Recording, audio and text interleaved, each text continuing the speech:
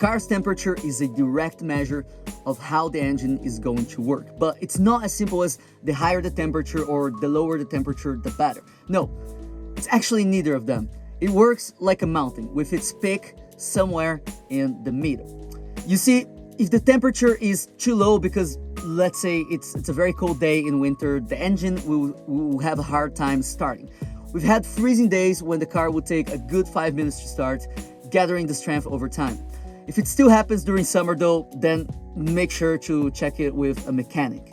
Now, if the temperature is high, the engine will also underperform. I don't understand why that is, but every time that my car's temperature is high, the engine becomes weaker. Not slower, just kind of weaker, as if the second gear now has the strength of the third gear.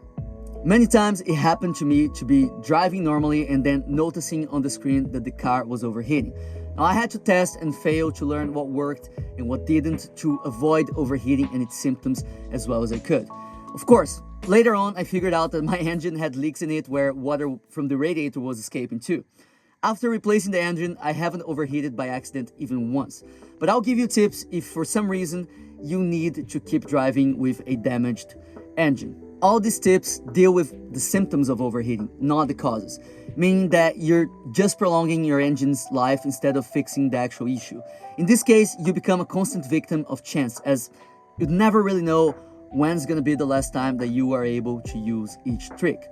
Moving on, one of the worst consequences of severe overheating, which can happen in only a couple of minutes if the car is still driving after it overheats, is that it's gonna melt the rubber parts of the engine, meaning that these materials would become liquid and they would flow, creating holes that would result in fuel leaking inside the engine or even water. A blown engine means a broken engine, and that costs a lot of money. You'd have to replace the whole thing, and I actually had to pay 5,000 euros for doing just that.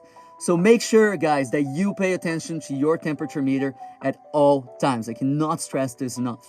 Now, my van's ideal temperature is 75 degrees Celsius, as I mentioned before. So if I notice that it's going past 80 degrees, I start to keep a more focused eye on the screen.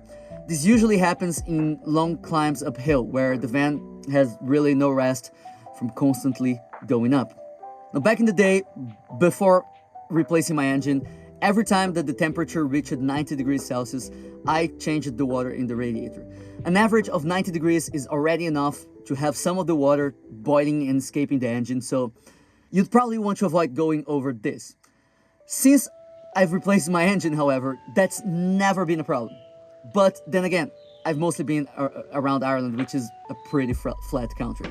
But still, that's something to consider, so keep that in mind. Now, whatever you do, don't let your van go past its temperature limits. Mine is about 100 degrees Celsius and maybe yours is about similar. If it's not, start feeling the car when driving it. Listen to the sounds, check the screen and notice any changes in strength. This sort of knowledge is better acquired with experience though, rather than just listening about it in a class.